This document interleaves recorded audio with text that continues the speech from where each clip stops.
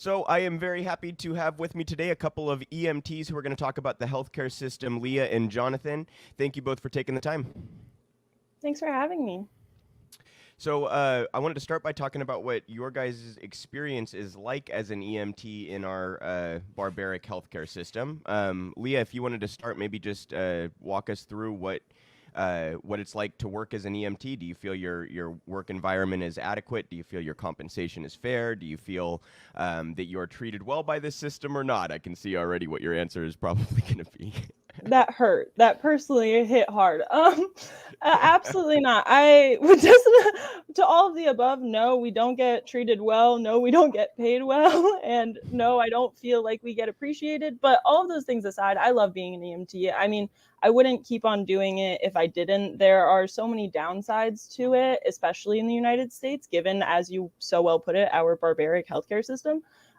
We're the people on the front lines, and we're the ones that people at ERs are always like, I love it when people talk about, we have one really bad ER in my area, and they're like, yeah, I know what it's like. I work in that ER. And I'm like, sweetie, the reason why that ER has such a bad reputation is because we're the ones bringing them to you. We are the ones covering that area. We're the ones that actually meet the patients where they're at.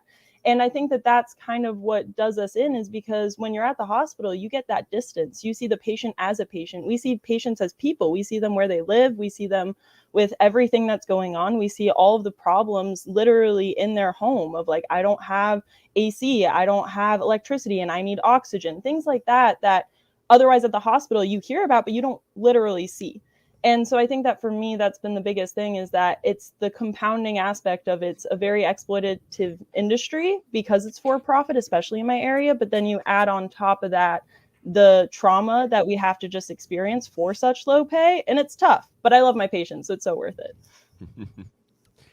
And Jonathan, I've heard you talk before about how it's difficult to even afford healthcare as an EMT, and that to me is just eternally like ironic in a horrible way. Can you talk a little bit about that? Yeah, if I had to use my own services, I would go bankrupt. Like that's like the health insurance that's that's even technically offered because it's a legal requirement through my job is so expensive that it's not even worth it. And frankly, if I tried to pay for it, it wouldn't cover anything, and because I learned that the hard way, and secondly, I wouldn't be able to afford my rent. So um, that's basically where we're at, like very very close to the wire. We work very long hours, do very physically intensive work that actually does considerable damage to our bodies. Most of the people that have been doing this job as long as I have lower back injuries, rotator cuff and shoulder injuries, knee and leg injuries, things like that over time. It puts a lot of wear and tear on your body. And, but it does have, again, its moments, its advantages, its unique vantage points, like Leo was talking about.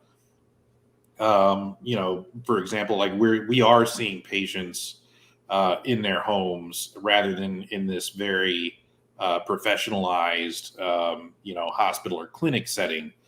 And that does make a huge difference. It makes a huge difference even in the way we act. Like you can always tell a nurse or a doctor who used to be an EMT, they still have that swagger to them because when you're in a business setting, like you have that certain level of formality of that distance between the person doing the work and the consumer, customer, patient, or whatever. That doesn't exist with EMTs. When you are going into people's homes or their cars, you're seeing people, who fell in the bathtub and they're still naked and injured and things like that.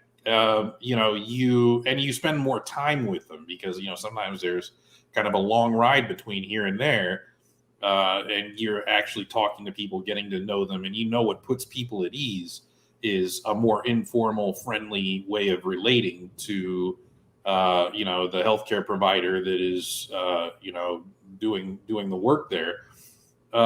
You sort of drop those pretensions, and you learn how to talk to people, and you learn how to read people, and you learn how to empathize with people and meet people where they are. And there's a certain kind of confidence and swagger that comes from that you will only get if you're an EMT and you've seen people in those situations. A certain instinctive knowledge of when something will make people uncomfortable and when it will make them laugh at, at things that otherwise would make them upset. And, these kinds of things are insights into healthcare and patient care and life in general that you really can't get in any other field. So I would not trade the time that I have spent doing this kind of work for anything. Like, it's just given me unique insights, unique skills, a unique ability to do lateral thinking, to improvise with limited equipment and things like that. That having been said, I've been doing it for 10 years. And, frankly, especially after 2 years of and change of pandemic, like, I'm burnt out and frankly, ready to, I've got like one foot out the door. Just, I don't want to stay in it forever. I just wanted to quickly add in terms of, because you asked about health insurance and you asked about the exploitation that happens at our workplace. And I don't know about you, Jonathan, but something that for me, that one, I'm uninsured. So currently you're asking about the insurance at my company. Well, I can't go full time, unfortunately, because in order to go full time at my company, you have to work what's called the California schedule, which is essentially deadly. It means that every other week you're losing 3 to 5 days. And so you lose weekends every other week, which means that for parents, it's impossible. And then on top of that, for me, who is doing my master's currently, and although it's online, I have a lot of work that I have to do and classes that I have to be at. And so they're just not flexible enough to allow for me to be full time, which means that I couldn't get benefits, even though I work at least twice a week, if not 3 times a week. And as Jonathan said, they're long hours. I mean, we're not talking about 8-hour shifts most of the time. We're talking about 12. And for us, they have a policy where they can keep us up to 14 with no notice. Because if the county is getting swamped, then that's just what we're supposed to pick up the slack, even though it's technically on them for hiring enough people. Not to mention the fact that, I mean, I get paid, and I don't care if I put this out there, but I get paid $14.50 an hour as an EMT, and I'm an AEMT, so I'm an advanced EMT. So I'm in between a basic and a medic, which means that, and obviously that's the part-time rate. For someone who's full-time, it's about 15, 16, so not much more. But a lot of the times people ask me and they're like, why do you stick with it when you could make the same amount, if not more, working at Chipotle? And that's, again, to be very clear, that is not to say that Chipotle workers do not deserve the 15, because they absolutely do. It's just to say that maybe we too deserve 15 an hour, if not more. And it always comes back to that. And that's how they get away with being so exploitative, is because they know that our hearts are in it. They know that people who stick with EMS for 10 years, I mean, I've been doing it for 6, 911 for going on 2.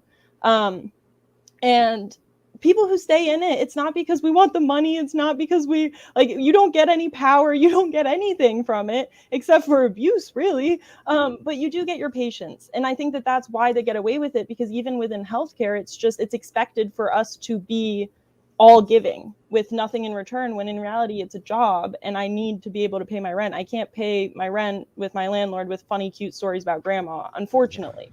Yeah. So I think that that's one of the big things. Oh, and then one last thing to speak on how it beats it down your body. I'm 23 years old and I already had a herniated disc from work. So it is not, and I couldn't share that at work during my healing, because that puts me at a liability in terms of getting injured again. And I went through all the physical therapy and all that to improve my back and to make it stronger, so that now I'm no longer at as much risk. But it's just something where it's just like, hey, worker, find the time to do the physical therapy, instead of, hey, we know that it's impossible to work 24 hours in 36 hours, please rest. Yeah. Well, and it sounds like they prey on your guys' compassion, in terms of we can exploit them further if they're compassionate about the patients and if they, feel a drive to be here in the first place. Lia, am I correct that you study public policy? Is that right? Well, I study public health. Public health. Okay. So I'm curious about, like, you guys have both kind of said you get to see people in a more natural environment and really see their lives as they exist.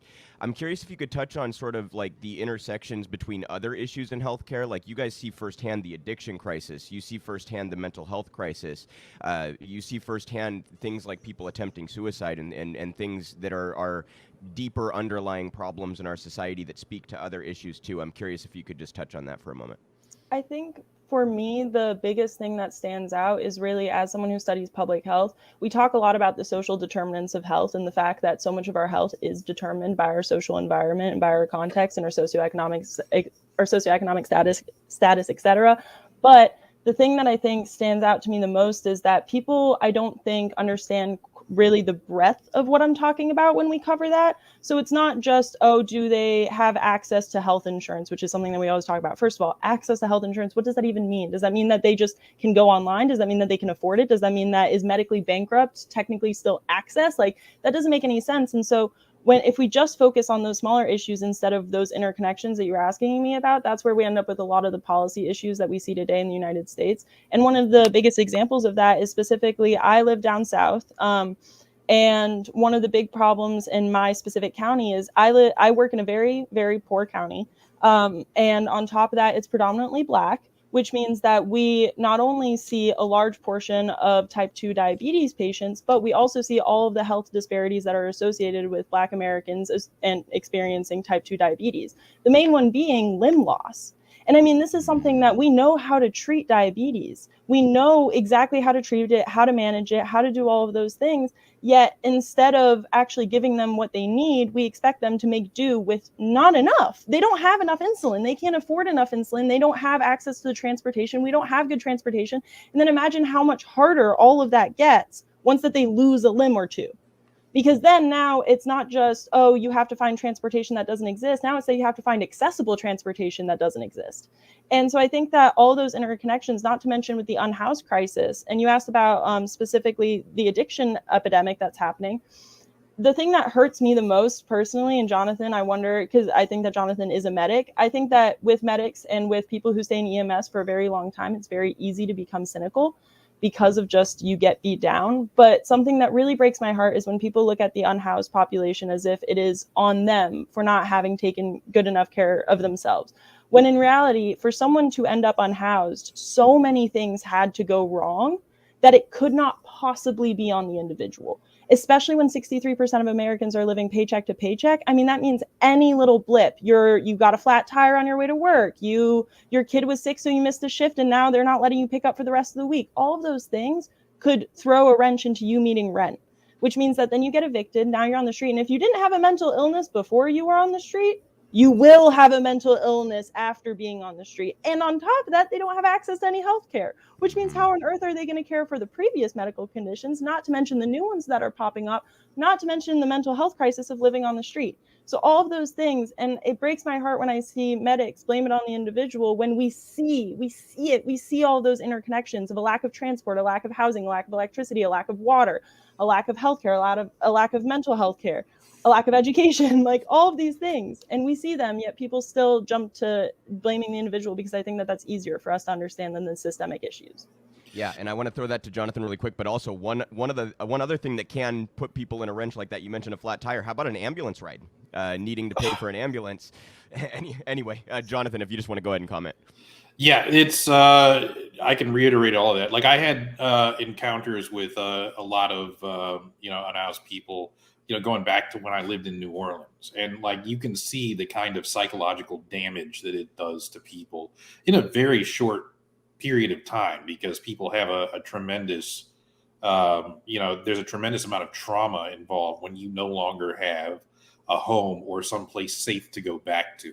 There's just a tremendous amount of who we are and how we center ourselves is centered around our safe place, our home. And when you have that taken away, firstly, once it's taken away, it's there's a cascading series of things that happen because we have absolutely no social safety net or accommodations for people who fall through the cracks. It's almost impossible to get back in. A whole bunch of things happen, including the fact that you become what's kind of collectively referred to as unemployable.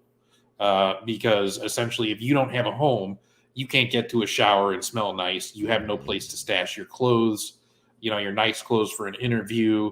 You experience job loss, house loss. Like once you're out there and you're in that system, it's almost impossible to get back into regular society. And these kinds of things, they are connected. Like I've even written some articles about it. But there's there's that cascading series of effects that essentially latches people out. You can't to say that that's an individual responsibility thing is just patently ludicrous. But the other thing that we certainly see firsthand in this field is again, like we've even experienced.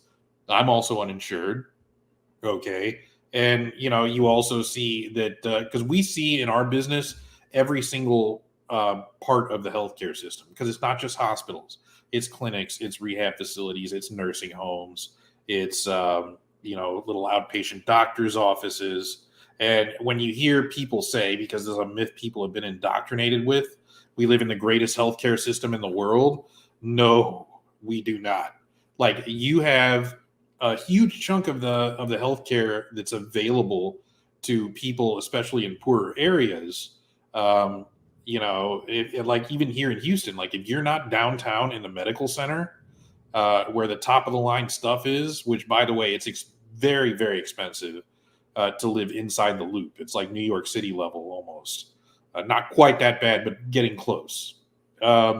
If you live in the more outlying areas, even of a medically dense city like Houston, there's tremendous discrepancies in the level of care you're going to get.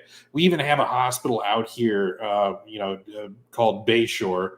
I don't think I'm going to get in too much trouble for dropping the name, but it's long been known amongst EMS personnel as a place where you go in with a hangnail, you come out with a toe tag.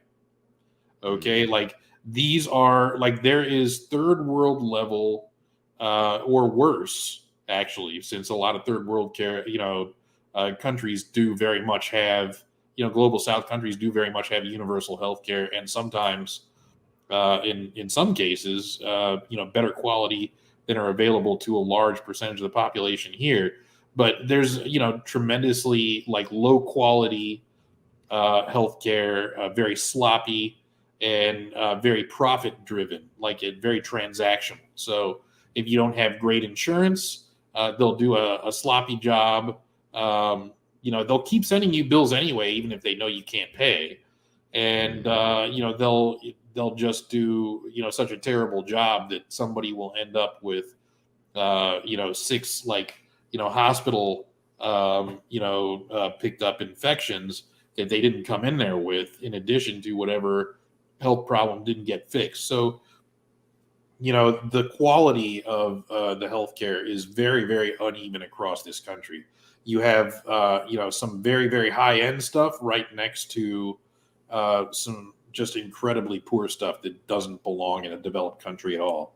I think one of the best examples of that I see is nursing homes. Nursing homes in the United States for long-term care, they are mainly driven by profit, if it's not completely nonprofit, given the fact that long-term care is really difficult to get insurance to cover. And for nursing homes, especially, I mean, the ones that you see, like the difference between if you can afford it, it's incredible. It's beautiful. Like some of the homes that I've seen, I mean, they've got fountains in their backyard. Like it's insane. It's what I would want.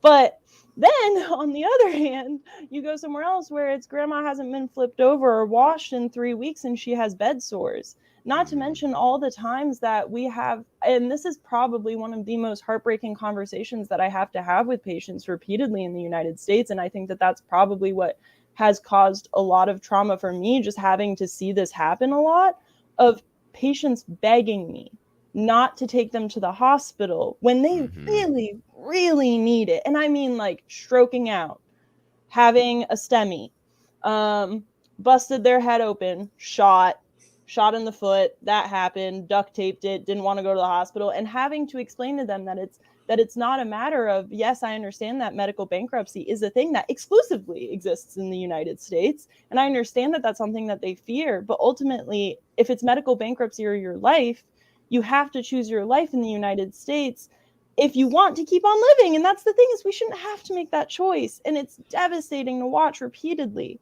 And to see it on the Masters of Public Health Policy side or whatever, the UK has consistently ranked number one in healthcare in comparison to other OECD nations for the past few years, since the development and really like the robust nature of the NHS system. And although they're slowly chipping away at it through privatization, their NHS system, which is nationalized, is incredible. And instead of looking at that as something that we should pick up, we keep on trying to beat this dead horse of the for-profit healthcare system. And it's not working out for the majority of us. Yeah, that's absolutely. And I want to kind of along these same lines. I'm hoping that you guys could pick up on the insane costs of ambulance rides. I mean, shouldn't we incentivize people if they think something is wrong to call emergency services and make sure that everything is okay? Shouldn't we have a society where people are comfortable calling 911 when a loved one needs help or they think a loved one might need help? I mean, to me, even as a precautionary measure, we should feel comfortable calling emergency services to make sure that everyone is okay. It just seems like the incentive structure is completely backwards. Do you guys want to maybe touch on that? Jonathan, do you want to go ahead? Yeah, sure. It's like many other things in medical billing. It's not an even sort of thing. So, there is the assumption made that you have health insurance, which is not the case for a lot of people, including myself. And those are meant to compensate for all of the people that get picked up, that get sent bills that can't pay the bills and that won't pay the bills, because bills that can't be paid won't be paid. Even John Maynard Keynes said that. Debts that can't be paid won't be paid. And there are one of the things that I try to emphasize to people that are like, oh, Medicare for all is bad, Medicare is bad, and we shouldn't want to do that for everybody. Ambulance services love Medicare patients. And one of the reasons for that is it can often take, with an insurance plan, up to a year to get reimbursement, and maybe longer if they reject a perfectly valid bill. And, you have to go through an appeals process and billing. Whereas a Medicare voucher, despite the fact that they cap the price at a more reasonable rate, which is, lower than what you would bill insurance, it's as good as cash in hand. Okay. It's backed by, the strongest guarantee you can get, which is the U.S. government, the most powerful and financially stable government in the world. So it's cash in hand. And so people love, like ambulance services love Medicaid patients or Medicare patients. That is, it's definitely, it's one of those things where, and they do this, the hospitals do the same thing. They have completely a different price for the same service for, different people depending on what their health insurance has. And, they a lot of times use an algorithm to do the most ridiculous pricing on a lot of these services. So it's a factor of like, it's another, kind of proof that when you introduce the profit motive to a system where it doesn't belong, all kinds of perverse things wind up happening that, frankly, you couldn't even imagine. Like nobody, if you wrote this in a fiction book, nobody would believe it. I think one of the biggest things that is so dystopian to me is when I get patients who call 911 and they don't understand that although they are calling 911 in my county, and it is a county ambulance service, so we are covering that county, we are for profit. We are a private for-profit EMS industry that is contracted for that county. We are not the same as fire. We are not the same as police. We are not paid by your taxes. We should be. I would love that. I would love to nationalize everything. But until then, when they call us, when you ask about the bill, I have to have the conversation of, look, you're looking down the barrel of $3,000. If depending on your plan, it could be up to $3,000, if not more, depending on what they end up doing. Especially if you have a medic who has to do a lot of like advanced procedures, that they're going to charge you for every single thing that was used. And I think that in EMS, because a lot of EMTs come from a place of compassion, we try to find ways to work around that, in the sense of, like, if grandma calls me out because, and obviously this is no knowledge, but if grandma calls me out because she is worried about her blood pressure, I agree with you, Luke. It shouldn't have to be, well, is it that you can call 911 to get you checked out, or is it $600 for a BP check? Like, it shouldn't cost that much, especially when my time isn't costing them that much. I can promise you that. It's not going to me. So it's problematic when all I want to do is just check her blood pressure, and then I'm supposed to, on the back end, write a whole report so that she gets charged the $300. And I think that that's the other problem, is that when you add the profit incentive, then other employees will try to counter that to make it a more compassionate system, which then ends up with quality disparities, because then we don't have the best paperwork, because people don't want to put the best paperwork, because then we're charging the patients way too much. So it just keeps on feeding this never-ending cycle of, we're not getting efficient healthcare at the cost that we need and that it costs them to provide. Yeah. I also wanted to circle back. You guys mentioned the pandemic. I'm curious what your experience was like working as an EMT during the pandemic. You would not only see firsthand just how much havoc it reaped on our society, but also, having to, you more than others would have to be constantly aware of the fact that you're always around sick people, and that you very well may have COVID. And, a lot of people can just work from home and isolate to a large degree and not have to worry about it nearly as much. They can go see their loved ones with a negative test and not have to worry about it. I'm curious what your experience was like during the pandemic. We can start with Jonathan. Oh, man, I could go on for hours about that, but I won't. Yeah, you ever seen that movie K-19, The Widowmaker? No.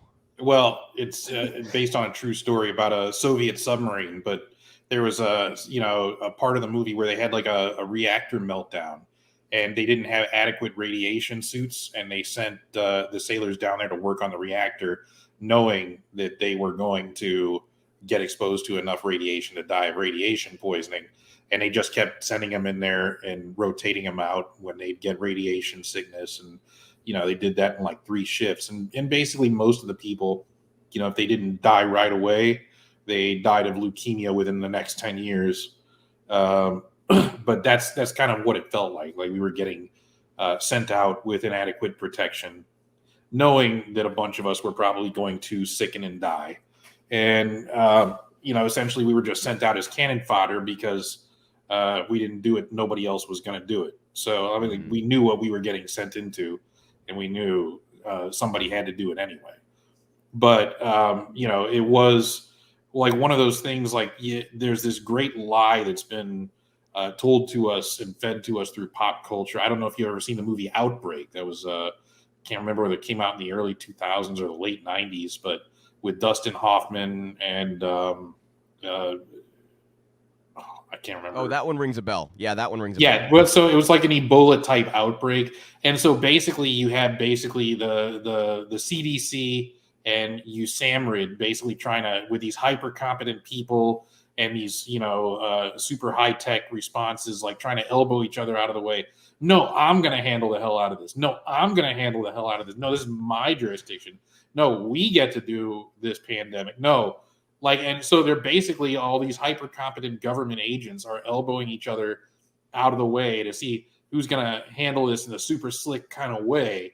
And, so when this thing started, we were all kind of conditioned to expect that sort of thing to, those sorts of people to swoop in with their fancy, high-end responses and, just to see the government kick into high gear here in this emergency. And after a while, it became very clear as we're watching these people bump into walls and run around with their hair on fire, there's nobody coming. We're on our own. Yeah. Like we're just going to have to figure this out. And that's more or less what we did. And I think that really, once you came to that realization, that really hit a lot of people really hard. And, when you saw some of the pandemic protests and you get these people so angry at these pandemic protests, at these lockdown protesters, I'm out there seeing these people and talking to these people, and these people they're right. At the end of the day, Like, I'm all for doing what I have to do to keep my neighbors safe and keep my family safe, but I didn't agree to starve my family to death. Like, I didn't agree to beggar my family, to lose my home, to have my children starve. And by the way, that is what happened in the 1918 flu pandemic. Yeah. You know, all the grocery stores shut down. Nobody was going outside their house. All the stores were closed. There was no place to get food. People did starve to death. And these people were like, nope, not doing it. Okay, lockdown is over for me. I'm going to the grocery store. I'm going to, wherever. And, staying out after dark. I'm opening my restaurant, okay, so that I have money so I can buy food. That sort of thing. Like, because the government didn't handle this properly. Correct. These people, like, a lot of them were very damaged and came to, to a certain degree, they would have been willing to trust the public health authorities. But when they saw the level of incompetence and failure, they were like, I don't trust anything you say anymore, and I'm just going to do whatever feels right to me. And, there's still ongoing ripple effects of that, that, I see all over the place now. And that was like, again, like when before there was a vaccine, like I also remember, we had inadequate equipment, inadequate protective gear. We had trouble getting decent masks. Everything that we got said made in China on it. Okay. Had Chinese writing on it. And, we had to basically reuse stuff that we shouldn't have been reusing, because theoretically that can spread things around to other patients. But, luckily during that time period, it was all COVID patient, COVID patient, COVID patient. So it's not like you were going to, there was one strain out there at the time. Right. But I do remember some incidents where, there also wasn't really adequate testing at the time. It wasn't widely available. I remember, like, I did a 24-hour shift with my regular Saturday partner, Jerry, who's still my Saturday 24 partner. And he had what, we thought was a cold. And, basically we would frequently, like, we weren't wearing our masks 24/7. We get back in the ambulance after we'd cleaned it out. We just take off the mask and breathe easy. But he was in there coughing up his diseased air. And then after the 24, he decides to go in and break into our station stash of tests and swab himself for it. And he calls me, like, after I'm on my way home and be like, by the way, I have COVID. I just tested positive for COVID. And I'm like, you've been coughing up your diseased air on me for 24 hours. Yeah, there's no way I don't have it now. Yeah. Okay, but I did. You're in a tin box. Good luck. But I did not have it. I'm convinced I'm a superhero. Or you'd already had it before. I mean, yeah. No, I did not. Really? I got a blood test. There was not a trace of it in my system. So you are a superhero. Congrats. Yeah, I'm a superhero, except the problem is it doesn't stop me catching anything else, because every time I've gotten a sniffle, I've gotten swabbed, and they're like, no, it's an ordinary cold. Yeah. No, I think, sorry, I was just going to say that for me, honestly, the biggest thing that hurt is that I expected to get screwed over at my job. I 100% expected that. What I didn't expect was to get screwed over by, like, friends and family not wanting to hang out with me because I was an EMT. I think that was the part that hit hardest. Of, like, my company has never been, we're not best friends, as you shouldn't be with your boss. If you are, I'm deeply concerned. But I expected that. But I think that the part that hit hard was, especially as people started loosening up with restrictions, because of the fact, as Jonathan said, that at this point it's hard to, as an individual, do enough to make a difference, because our government just dropped the ball so badly that it's incredibly difficult for individuals. And I think that from the public health perspective, it's really hard to see that we dropped the ball that badly, and I don't really know how we're going to make it up, I will admit. And I have hope, because I'm hoping that if we keep on talking about it and, like, doing things like this, then hopefully people will start to have faith in people who aren't, corporate big pharma shells. But I think that there is something to be said for rebuilding that trust, because otherwise we're just going to keep on getting more and more absurd conspiracies that end up genuinely hurting people. And I think that that's the part that's so concerning to me, not to mention the fact that I would love for my friends to still want to hang out with me if that ever happens again. That would be great. I hope that they've learned their lesson. Maybe. Have I talked to you about that before, Leah? Like, my experience with that? Because my whole family thought I was a typhoid Mary. Okay, so they would not let me anywhere near, like, basically I'd talk to them on the phone, of course, and video. Wait, you weren't anywhere near your family at all? No. And, like, my brother had twin babies. Like he and his wife had twin babies in November of the, right before the pandemic started. So I was there helping take care of them for like the first few months. And then essentially they're like, we don't want you anywhere near the kids anymore. We're afraid you're going to get the kids sick. So I missed like the first year and a half to, or so of my nieces' lives. And at the end of the day, when they finally gave up on keeping me away from them, like they came home with what they thought was the sniffles. And then my brother brought them over to grandma and grandpa's house, my parents' house. And Luke and I both were like, no. And turns out those babies, they were so worried about me getting sick. The babies, picked it up, who knows where, preschool or whatever they were sending them to, and they got the entire family sick. And now I remain, despite the fact that I've been neck deep in it from the beginning, the only member of my family never to have had COVID. Because you're a superhero. Yes. Well, and also because I was being kept away from the babies. But the problem is, like, I see them now. But I mean, for a long time, they were terrified of me. They didn't know who I was anymore, even though I used to, pick them up and make them laugh. And, I loved those little girls, but they saw me and they were afraid of me. They would start crying. They would hide their face in the blanket. They would run away. And like, even still, they're a little skittish around me. Like we finally got them to say Uncle John and bye Uncle John, hi Uncle John, but they're less afraid of me on the video phone because I look smaller. When they see me in person, they get a little shy and skittish. And like, it really, like, it broke my heart. Like just, because I missed so much time with them, like, and I came back, they treated me like I was a stranger. And like that was upsetting. And, meanwhile, like I said, I missed social interaction with a lot of people during that time period. And it still feels weird now to me. Like, so like I still get anxiety going into crowded or tight places. I don't like to go out anymore. Like I feel uncomfortable going out. And I feel like people are uncomfortable around me if they know what I do for a living. And it's just one of the things that helped burn me out on this. Like I've done my part. I've had enough, especially after, my friend Kenny had gotten, as an older paramedic, had gotten COVID. He'd gotten COVID the first, like with an early strain, but he had gotten long COVID. So I'd worked with him since, and he was still wheezing every time he got up into the ambulance. And this was a relatively strong, healthy guy, did a lot of outdoorsy stuff. And he'd had long COVID symptoms for ages. And then he caught, like the Delta variant. So he got reinfected with a newer variant, and combined with the long COVID stuff, he was, he wound up being intubated. He came off being intubated, and then his organs started to shut down, and he died. He was not that old. And a bunch of us went to his funeral. And basically I saw like his entire life was EMS, paramedic, ambulance, same stuff over and over again, largely for, the 25 or 30 years he was in the business.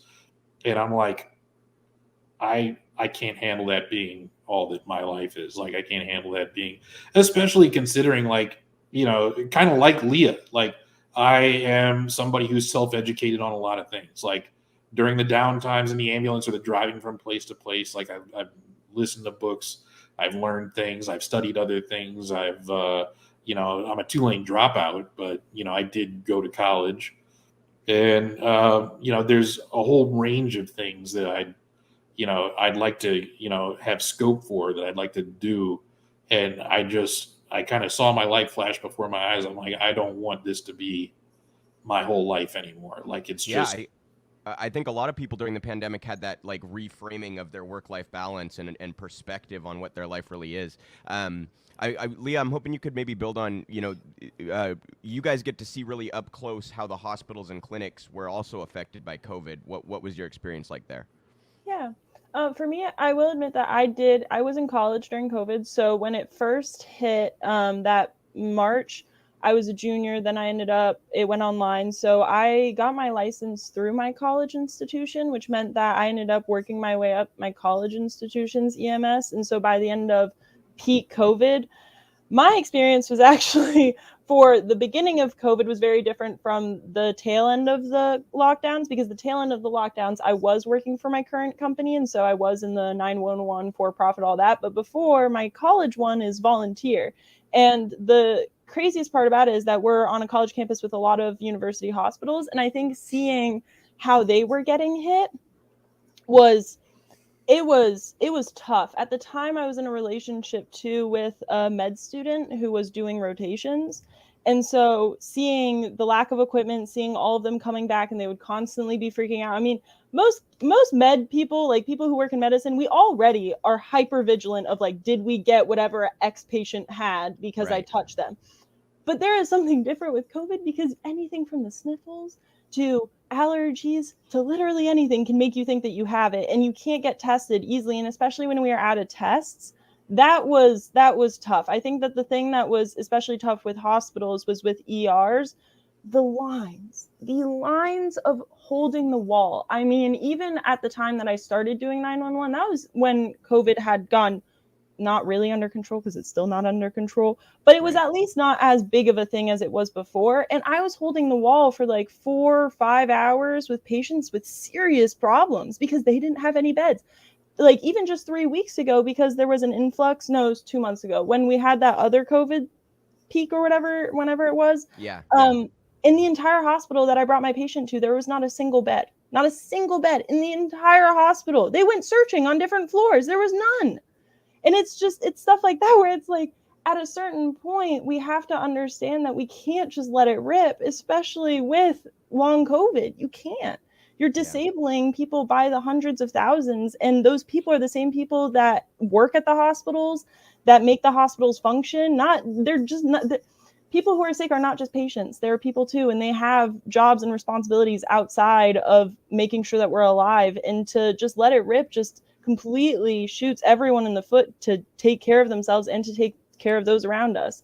So I think that was my biggest thing. But the other funny thing that I will add is that when I was second, third, I was tied. We were tied for second in command at my EMS industry service. And so I was pretty high up, and they announced at my university that they were, due to COVID funding budget cuts, they were going to get rid of the volunteer EMS agency.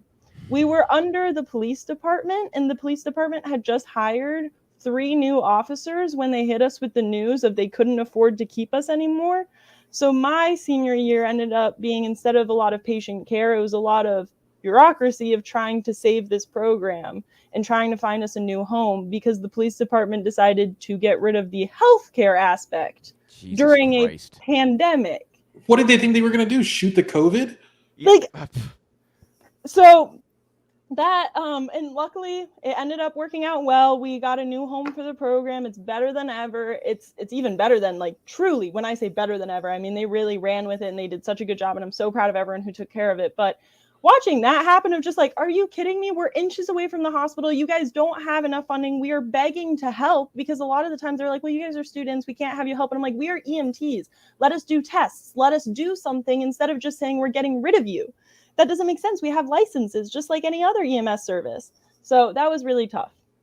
And they needed us so bad. Like, because, like I said, I was in this from the beginning of the pandemic. And like hospital personnel, and like doctors and nurses, they are not trained to improvise with limited equipment the way we are. No. And so like there were so many situations, and there's more hospitals probably in the Houston area than most other major cities in the country, more hospitals per capita than just about any other place in the country. And, like there still were some being overwhelmed, but they needed us moving people back and forth and coming up with a system to help ship patients from central hospitals to more outlying hospitals and things like that. But even just handling, the overflows in the ER with limited equipment, how to triage, how to improvise. Like I remember one situation where this, rather heavyset guy was dropped off by a panicking relative. Like, he had gone unconscious and like had gotten a sudden, respiratory attack. He had been having the sniffles, and then all of a sudden he basically passed out and lost consciousness. And they dropped this big guy off, right at the ambulance bay. And like these nurses were, the guy was kind of like floppy armed, the way somebody who's fully unconscious, is. And these nurses had no idea what to do. They were trying to drag him or pick him up by the arms and legs. And I'm like, guys, long spine board. Roll him onto the long spine board. It'll distribute the weight. Trust me on this. And like, if I hadn't been there, God only knows what they would have done or how long they would have been fiddling around with this guy. And I don't know what happened to him in the end, but I know they got him, in there in time to intubate him properly and, get him stabilized and then move him to the ICU. And, I'm just like, man, these guys would keep bumping into walls without EMS people around because they have no idea what to do in a situation that they're not used to handling, that they don't have their normal procedures and equipment for, how to think laterally, how to improvise, stuff like that. They would realize at the time that they should listen to us when we said things, but it never occurred to them, we need EMS people. We need to be asking them things. We need their help to figure this stuff out. No, we just have to be in there and be like, look, this is how you do this. And like, they needed us bad. Yeah. Yeah, I mean, it seems like you guys, maybe Lia, this is kind of your area of study, I suppose. It seems like you guys are kind of, despite maybe not being treated like you should and compensated like you should, it seems like you guys are a very, very necessary part of the system and bring a particular expertise that should be valued more than it is. Is that your view as well? Yeah, I definitely agree. I think that the biggest thing for me that stands out as a public health person who still works in EMS is that a lot of people see us as a glorified Uber, when in reality, I mean, we're the ones that are waiting right outside with police after a sexual assault, waiting for them to clear the scene, and then we're going to go in and we're going to talk whoever the victim is through that horrific experience. We're the ones that have to tell the family member that their sister who decided to commit suicide, we couldn't revive her. We're the ones that have to do those things, and we have to do them out in the field where we don't have the benefit of a white coat. We don't have the benefit of shiny bright lights shining on our name tag that says MD on it.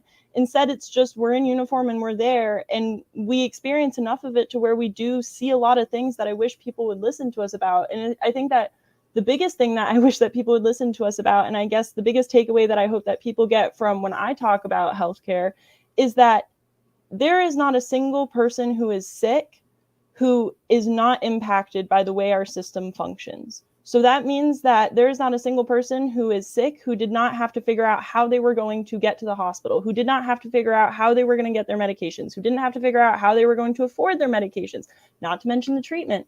And even the fact that like there were blackouts around my county recently, and there are a lot of blackouts, especially if you get closer to where I work, where they lose electricity all the time because the infrastructure is just falling apart because we're not investing in it.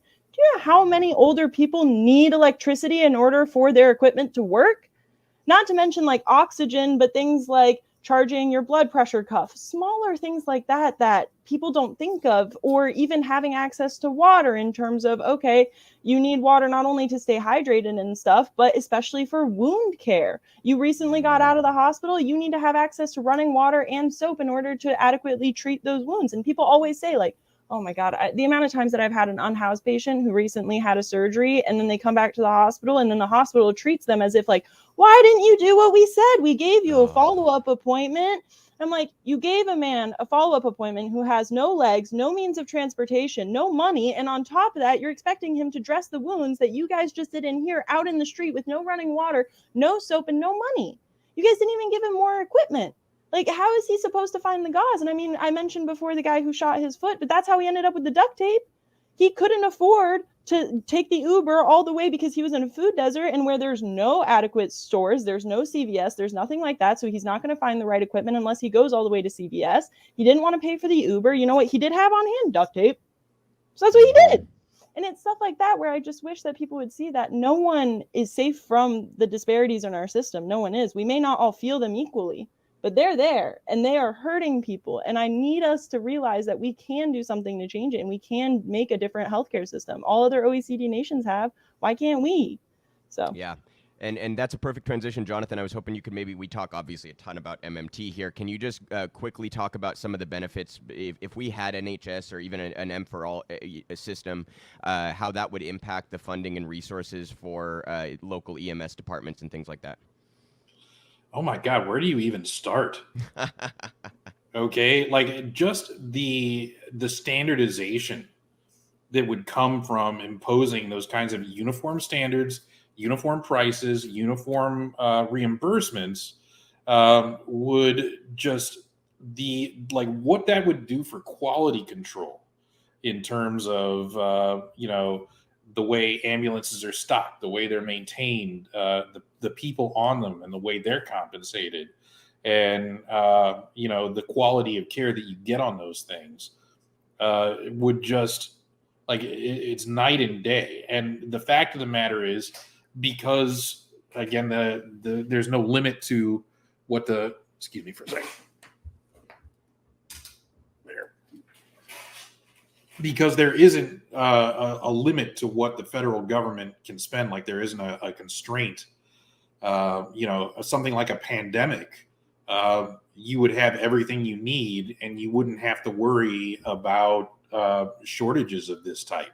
You wouldn't have these perverse incentives to do just-in-time ordering and supply chains to where you would be out of critical supplies that you need.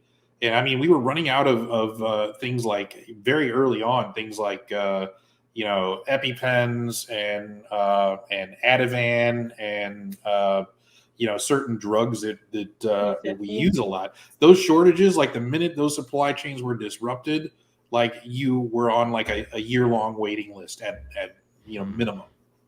And the kinds of protective gear supplies that, by the way, we no longer manufacture here. We didn't have stockpiles here. Things like that. Those kinds of things don't happen when you have publicly funded, publicly directed, and those kinds of uniform standards across the country that prevent perverse business incentives from doing what they do to our system in these ways that don't make any sense to anybody except the people that benefit financially from it. Well, they have super yachts, that's why. But in terms of my public health, just to piggyback off of that for a quick second, I do think that with modern monetary theory, the biggest thing that I think that sells a lot of EMS people when I talk about it is that it really truly is just an investment. That's all it is that the government has the ability and the means to invest in us, and therefore we will get a return on our investment because all the studies support it. And what do I mean by that? Specifically with healthcare, I mean, if we invest in people's health, specifically with preventative care, like in the UK where they incentivize it. So if a doctor you pay for quality instead of quantity, so it's a value-based system. So if you have a track record of having a lot of patients who are doing really, really well, then you get a bonus, because your patients are doing well, instead of the United States where it's a fee-for-service mainly model. So it's, oh, well, you came to me, so now I'm going to charge you.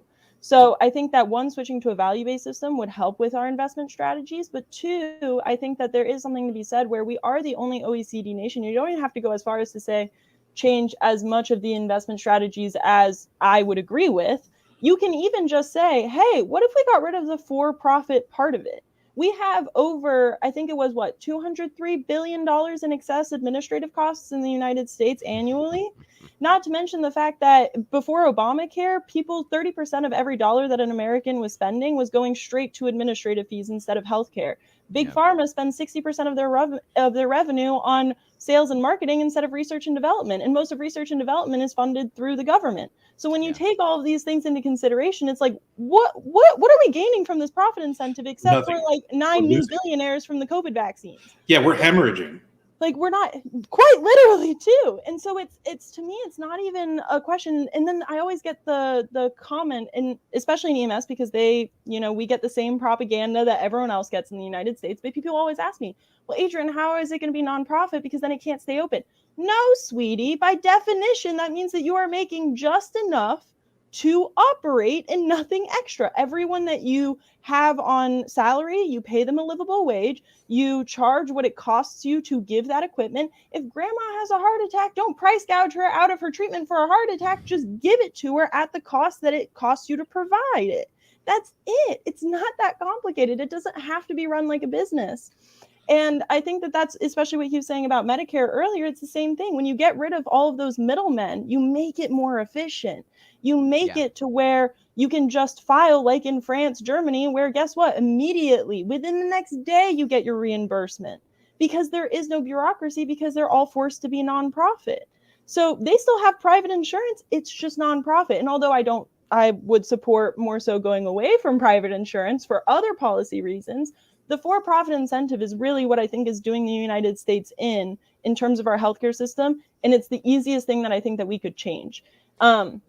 And I think that that's one of the biggest problems that I have is just people thinking that nonprofit means that you are at a loss. And I'm like, no, you can be at a loss if you're the government because you can take that loss because, again, with modern monetary theory, you can. It's an investment, so you will get your dividends later or whatever. But just because nonprofit means that you aren't making a profit doesn't mean that they're going to close. Like, no. So that's my soapbox.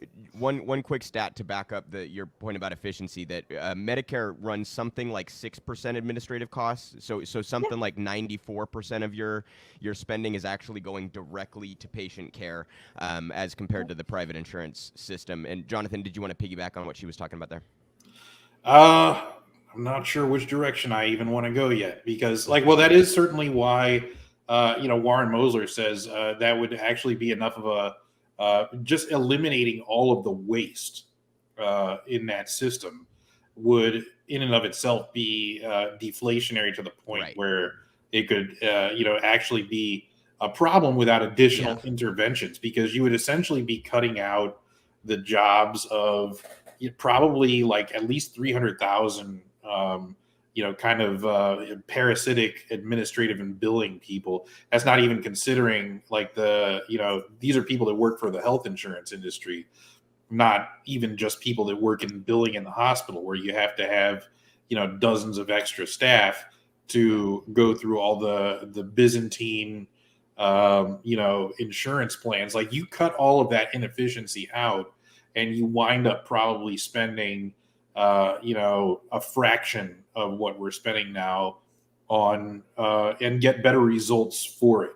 Yeah. So, and these kinds of things, just the government's ability to, the standardization, the efficiency, and all of that other stuff. But, there's another important element that's not specifically MMT, but is something that I went into in that article that I wrote a few months ago, which is, there's a certain degree to which, I think everybody here understands money and wealth it translates into power. Mm-hmm. And, essentially, if the government isn't willing to step into that space, the private sector will, and they will use that power and they will maximize that power. And we're actually seeing that now with United Health Group, which is literally at the top of the Fortune 500 list. It's usually vying for, with companies like Amazon and Walmart for the number one spot, but it is up there. And because of the whittling away of all the guardrails, they have not, a merger has just been allowed with yet another major healthcare company that they have just absorbed in the United Health Group. Now they are a completely vertically integrated monopoly. And that one company, much like Amazon, in terms of their revenues, in terms of their political clout, they are, their revenues are more than the GDP of most countries. Okay. And they are all up in, these lobbies. They have shares in pharma companies. They control all across the healthcare system. Now UHG, theoretically, if they decided to do a capital strike, could probably single-handedly collapse our entire healthcare system just by, withdrawing certain critical infrastructure that they now have total control over and throwing the entire system into chaos. They're too big to fail, in other words. Right. And now, essentially, this is what happens when you let large private companies essentially hold the entire country hostage with essential goods and services that they've now privatized, put a toll booth on, and said, okay, you want to access your money or your life? Can I really fast, just to reemphasize that it truly is a hostage situation in the United States, because it's not like a cute hostage situation where like we're just chilling with our hostage or whatever, our kidnapper. No, like they're shooting us. Like they are literally like, this is life and death. People are not surviving the medical bankruptcy. They're not surviving skipping their insulin. They're not surviving not being able to afford their EpiPen for their kid. Like the amount of things that are happening where they are literally choosing profits over life. It's not even just like, oh, well, this is it's a lucrative business model. No, this is murder. Like, It's terrorism. And that's the thing that hurts me the most, is that it's not when people talk about it as a business, it's not just a business. This is life and death. You can't add a business model to life and death. And I think that the biggest evidence of that is, I mean, right now you were talking about lobbying. We spend more on health insurance lobbying than any other industry. And we spend more on our defense budget than the next 10 countries combined, including Russia and China. For every member of Congress, there's 1.5 drug maker lobbyists. So in terms of who is getting to actually speak into the ear of our politicians, ever since Citizens United 2010, we all know they only listen to money.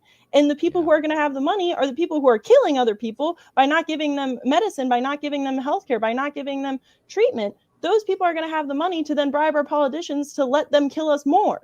And I'm like, I can't keep on watching people die, preventable deaths, day in and day out. And for me, I don't know about you, Jonathan, I have a time limit. I'm out of this job in 2 years, because that's when I finish my master's and that's when I go to medical school. So for me, I know that my time is limited. And so therefore, I know that I can really give it my all and that I can risk burnout, because I know that I won't be put in this environment again. But other people aren't that privileged. Other people have to keep on working this job. I mean, I have a coworker. He was diagnosed with cancer. They took away his health insurance because they didn't file his paperwork fast enough, took it away. He got charged for one of his appointments. Then that's when he found out, oh, they took away my health insurance. He'd been working at the company for over 20 years. They made him come back to work at least 3 weeks to get his insurance back. And he had to pay $1,000 for it to start up again. Not to mention the fact that he's working right now while he has at least 5 doctor's notes saying he should not be working because he has cancer.